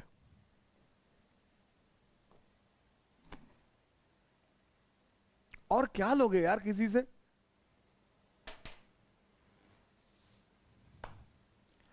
और किसी से क्या लोगे? दिमाग देखो सर, कैलकुलेशन देखो।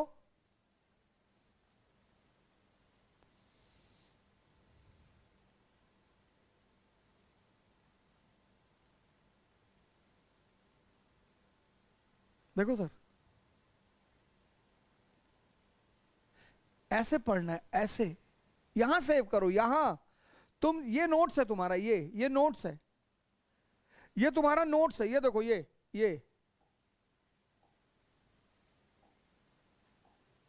तुम्हारा नोट्स है। रिफ्ट, स्ट्रगल, ब्लास्ट, ये तुम्हारा नोट्स है। ऐसे पेज में बना लो और पेज की फाइलें बनाते चलो, और जब कभी तुम इस ट्रायंगल को देखो तुम्हें पूरी कहानी याद आ जाए। वो जो तुम 4-4, 5-5 पन्ना लिखते हो, फिर जब रिवाइजन करने के लिए 5 पन्ना उठाते हो, 500 पन्ना, कि अब हिस्ट्री का रिवीजन करना है, वहीं तुम्हारा मन कोलैप्स हो जाता है कि इतना ये नोट्स है ये। तो जब हिस्ट्री खत्म हो तो ऐसे डायग्राम हो 100-200, एक डायग्राम उठाया पूरी कहानी यहां सेव करो, कहानी यहां सेव करो और डायग्राम को पेपर में बना लो, और जब डायग्राम बाद में देखो तो याद आने लगे।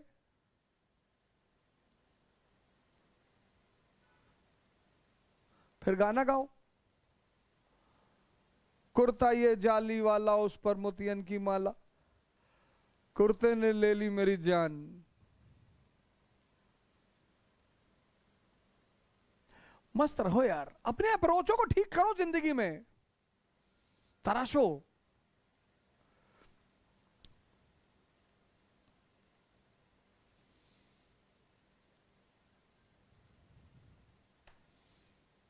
पत्थर को तराशोगे तभी तो मूर्ति निकलेगी, तुम तराशना भूल गए हो।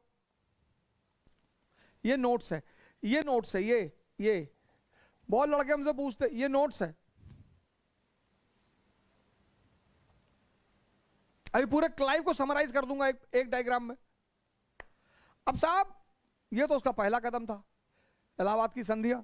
दूसरा कदम ड्यूअल गवर्नमेंट, दोहरा शासन। क्या कदम उठाया भाई साहब उसने 1765।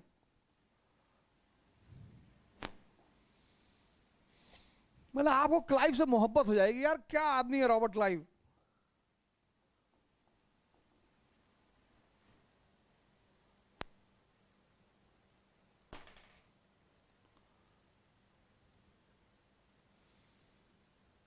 ड्यूअल गवर्नमेंट, दोहरा शासन। अब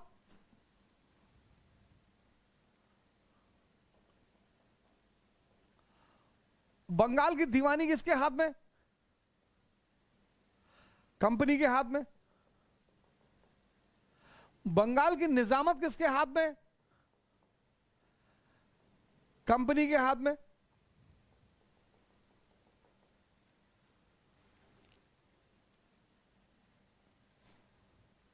बंगाल की दीवानी the right to collect revenue company के हाथ में। बंगाल की निजामत the right of administration company के हाथ में। लेकिन बंगाल की गद्दी पे कौन है? थ्रोन, बंगाल नवाब। उसने हटाया नहीं,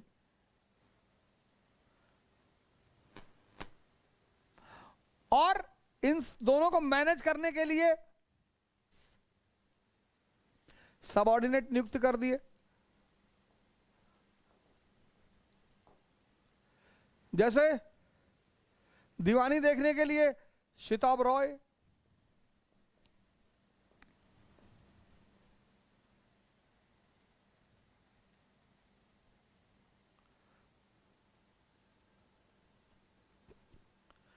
रजा खान,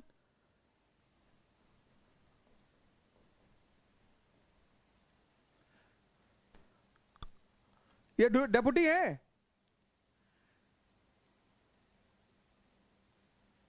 असली दीवान कौन है? कंपनी।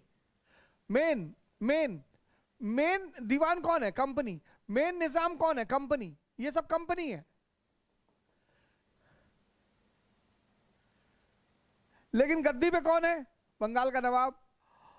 और बंगाल के नवाब के नीचे कौन है? डेपुटी। ये डेपुटी दीवान, ये डेपुटी नाजिम।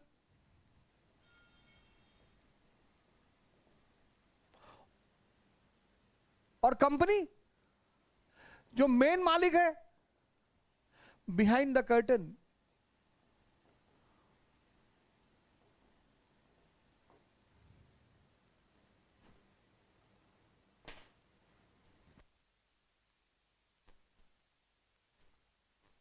डायग्राम को बनाओ।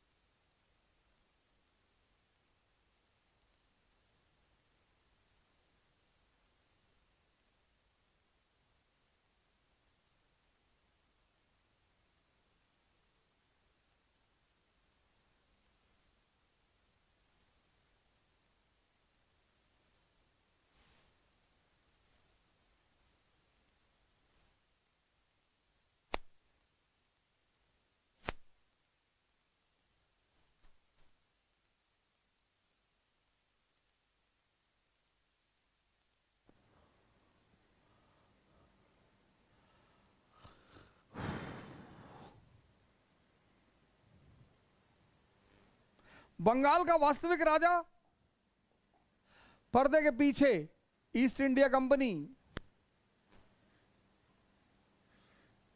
और बंगाल का नकली राजा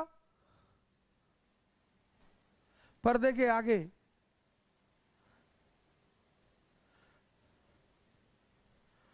real ruler company,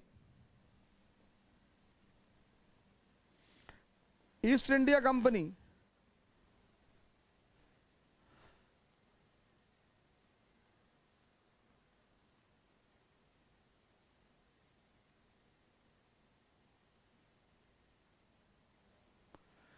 illusionary ruler,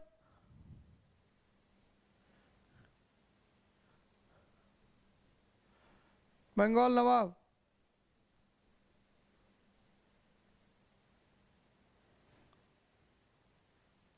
And this arrangement was called as dual government. They have all rights, no duties.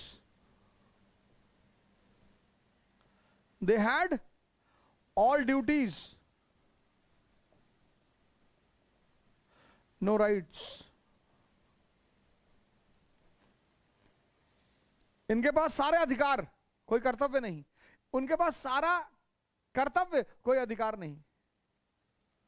इसी व्यवस्था को कहा गया डुअल गवर्नमेंट, दोहरा शासन।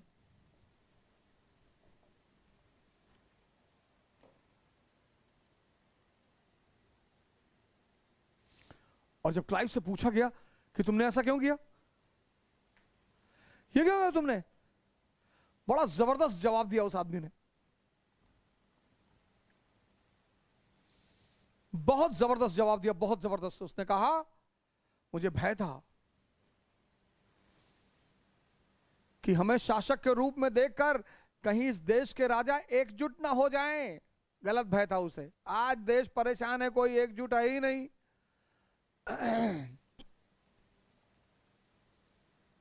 आज देश परेशान है, कोई एकजुट है ही नहीं।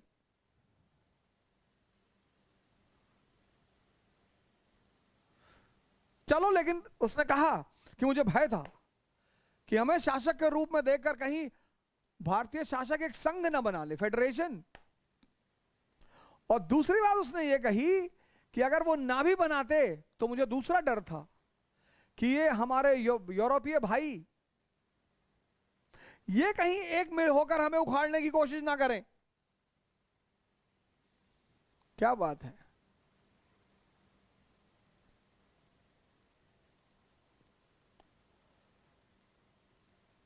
बच्चा पैदा होता है ना, उसको 1 महीने के आसपास बहुत आइसोलेशन में रखते हैं, नजर लगती है, बिल्ली से बचाते हैं। तुम क्यों अपनी गाथा को लोगों के सामने गाते हो, हम ये करेंगे, हम वो करेंगे, हम ऐसा करेंगे, हम हिमालय तोड़ डालेंगे, हम हिंद महासागर पी जाएंगे, क्यों बोलते हो यार। तुम सिर्फ तेंदुलकर की तरह खेलो। इतना मार मार दो अब्दुल कादिर को, इतना मार दो शेन वॉर्न को कि इनको सपने में तुम आने लगो।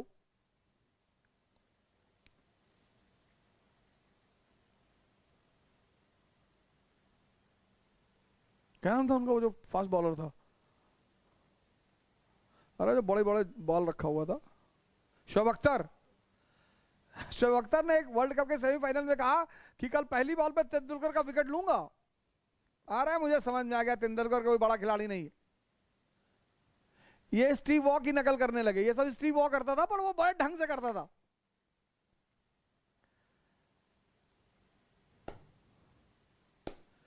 पहला ओवर 18 रन, शोएब अख्तर के बाल वहीं जमीन पे झड़ के गिर गए तुरंत। जमीन पकड़ लिया शोएब अख्तर, हटाना पड़ा उसको। सेकंड ओवर में बुलाया, थर्ड ओवर में बुलाया ही नहीं। बोलो मत। वो जो तुम बार बार बोलते हो ना, तो तुम्हारी जो वो अंदर आग है वो निकलती रहती है। इसलिए तुम्हारे अंदर कभी, जैसे तुम गुस्से को पीते रहते हो तो एक दिन फटता है, ऐसे तुम अपनी महत्वाकांक्षा को पीते रहो, वही तुम्हारी ऊर्जा बनेगी। घातक मूवी देखे हो तुम यार? ना किताब पढ़ पाओ, ना पिक्चर देख के कुछ समझ पाओ, तुम करते क्या हो यार जिंदगी में?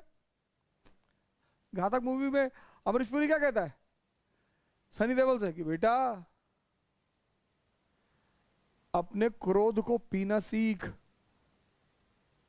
वही तुम्हारी ताकत बनेगी। यही मैं तुमसे कह रहा हूं, अपने महत्वाकांक्षा को पीना सीखो, वही तुम्हारी ताकत बनेगी।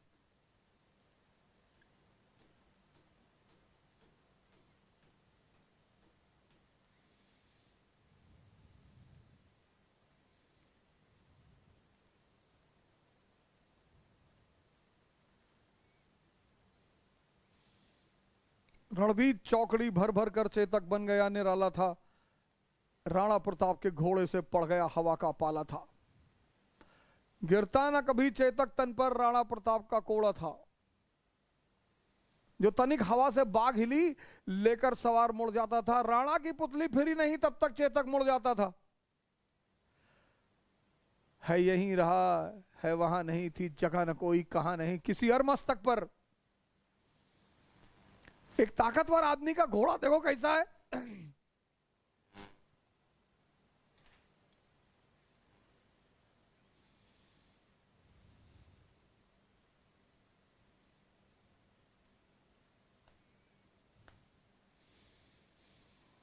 जीत की हवस नहीं, किसी पे कोई वश नहीं।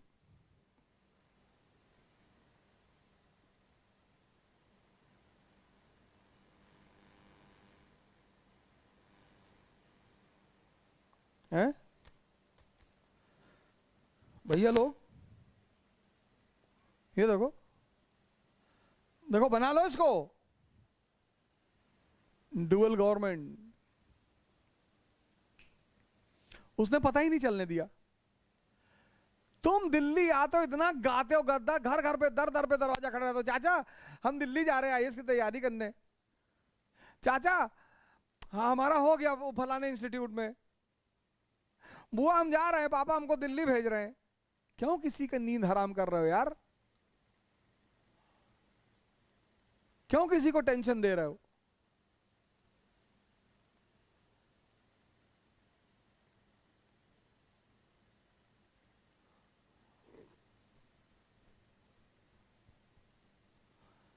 उसने को किसी को पता ही, 7 साल उसने किसी को पता ही नहीं चलने दिया कि भारत में कंपनी शासक बन चुकी है। 7 साल।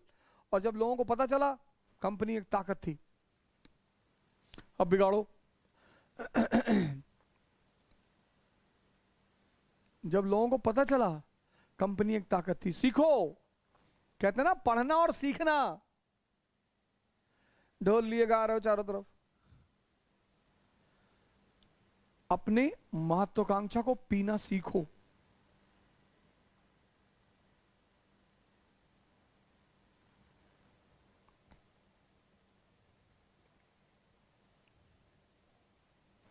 दूसरा कदम। तीसरा,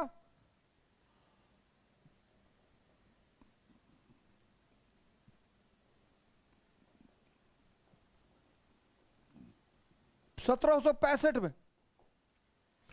कॉवेनेंटेड सिविल सर्वेंट्स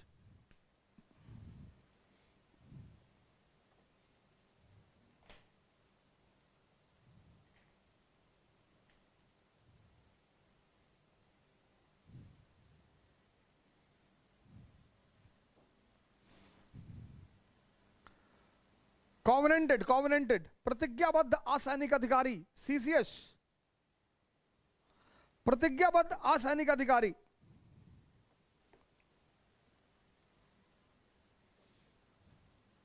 अब 1765 में 1765 EIC has become a political power.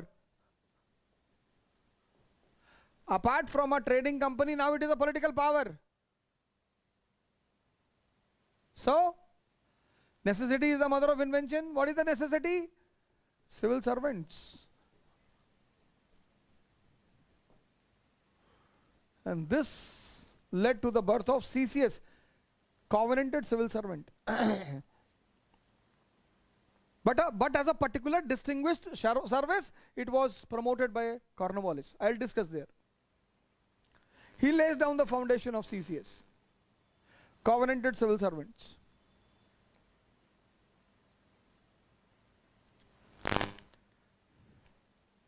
ये CCS चलती रही कंपनी के काल में, फिर यही CCS क्राउन के काल में बनी ICS,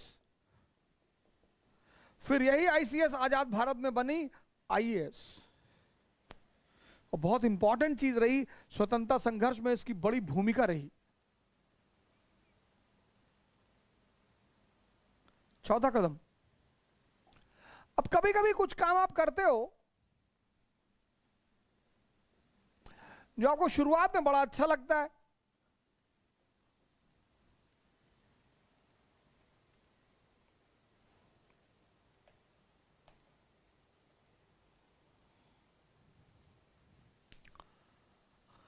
व्यापार समिति 1765 में उसने एक व्यापार समिति बनाई, सोसाइटी ऑफ ट्रेड। तो मैं कह रहा था कुछ काम आप करते हो जो शुरुआत में आपको बड़ा अच्छा लगता है। आपका छोटा सा बच्चा है 2 साल का, वो गाली देता है, जो भी आपके घर में आता है उसको गाली देता है, आपको बड़ा अच्छा लगता है, यार इसके मुंह से कितना अच्छा लग रहा है। बाहर के लोग भी कुछ नहीं बोलते कि चलो भाई ठीक है, आपको अच्छा लग रहा है तो भाई खुश रहो। फिर वही बच्चा बड़ा होकर आपको गाली देता है, फिर आपको बुरा लगता है। दस्तक,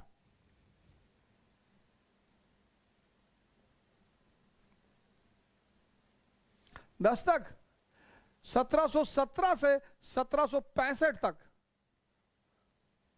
किसके लिए दर्द था? बंगाल नवाब के लिए। किसके लिए? बंगाल नवाब के लिए। राजस्व घाटा किसको हो रहा था? बंगाल नवाब को। 1765 में शासक कौन बन गया बंगाल का? अब बंगाल का शासक 1765 में कंपनी खुद ही बन गई।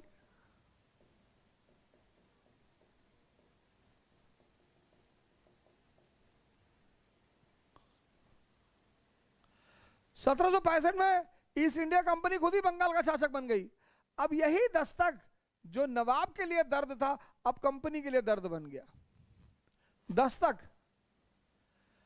जो नवाब के लिए दर्द था,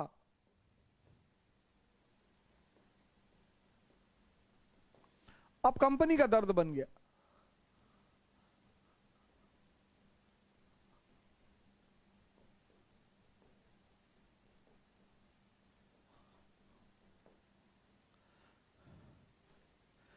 यही दस्तक, वही दस्तक जो पहले नवाब के लिए दर्द था, अब कंपनी के लिए दर्द बन गया।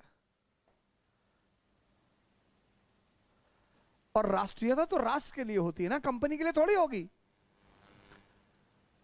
नेशनलिज्म तो नेशन के लिए होगा ना, कंपनी के लिए तो होगा नहीं। और कंपनी के व्यापारी इसी प्राइवेट ट्रेड के लिए काम करते थे, और वही प्राइवेट ट्रेड अगर उनसे तुम छोड़ दोगे, वो कंपनी के खिलाफ खड़े हो जाएंगे, तुम फिर मारे जाओगे। समझो बात को। राष्ट्रभक्ति जो होती है वो राष्ट्र के प्रति होती है, कंपनी के प्रति नहीं।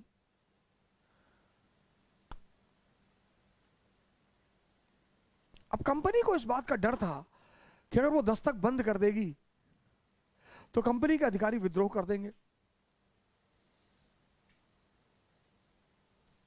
कंपनी भक्ति थोड़ी होगी, राष्ट्रभक्ति होगी। और अगर आंतरिक विद्रोह हो गया, कंपनी खत्म। तो उसने आंतरिक विद्रोह से बचने के लिए इसको बनाया।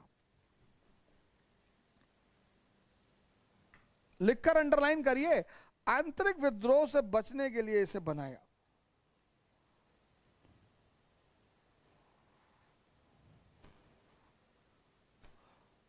किससे बचने के लिए? इंटरनल रिवोल्ट से बचने के लिए इसे बनाया। किसने बनाया? क्लाइव ने। और फिर इस सोसाइटी को सॉल्ट, बीटल नट और टोबैको के सेल की मोनोपोली दे दी गई। मोनोपोली, एकाधिकार। नमक, सुपारी, तंबाकू की सेल का एक अधिकार, और इससे जो पैसा आएगा, जो इससे कलेक्शन होगा, वो कंपनी के अधिकारियों के बीच हायरार्की, पदानुक्रम के अनुसार डिस्ट्रीब्यूट किया जाएगा। देख लीजिए,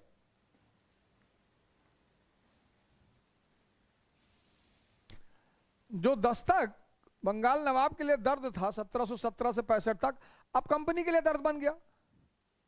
अंग्रेजों के अंदर राष्ट्रभक्ति है, कंपनी भक्ति तो होगी नहीं।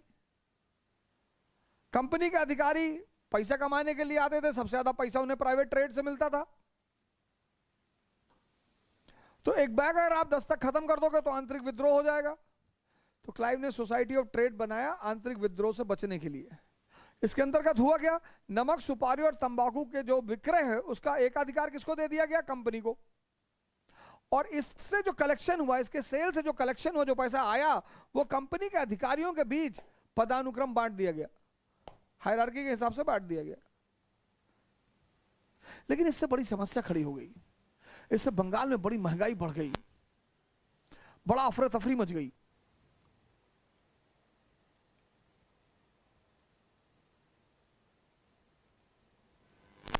और कोर्ट ऑफ डायरेक्टरों ने इसको 1766 में बंद कर दिया। कोर्ट ऑफ डायरेक्टर्स ने कब बंद कर दिया, 1766 में।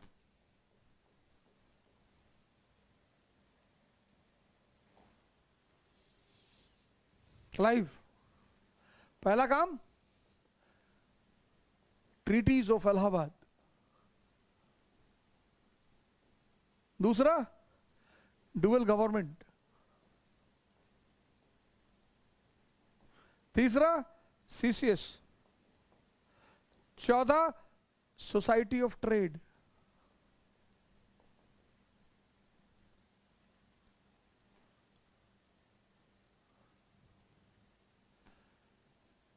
तीन को गुलाम बनाया, शाह आलम को, शुजाउद्दौला को और बंगाल को। एक झटके में तीन सत्ताओं को अपने अधीन कर लिया। बड़ी बात है। दोहरा शासन, ना तो भारतीय राजा, इंडियन रूलर्स, और ना ही यूरोपियन कंपनीज को 7 साल तक पता चला कि कंपनी भारत में शासक बन चुकी है। डुअल गवर्नमेंट, पता ही नहीं चलेगा विद्रोह कौन करेगा। भारतीय प्रशासनिक सेवा की नींव रखी, इंडियन एडमिनिस्ट्रेटिव सर्विस की नींव रखी, इस नींव को मजबूत किया कॉर्नवालिस ने। ये सफल नहीं हो पाया ज्यादा, लेकिन फिर भी एक अनजान मुल्क में, यहां दूसरे के शहर में जाकर खेल करने में आदमी डरता है, दूसरे गांव में जाकर डरता है। ब्रिटेन और हिंदुस्तान, सलाम है सर।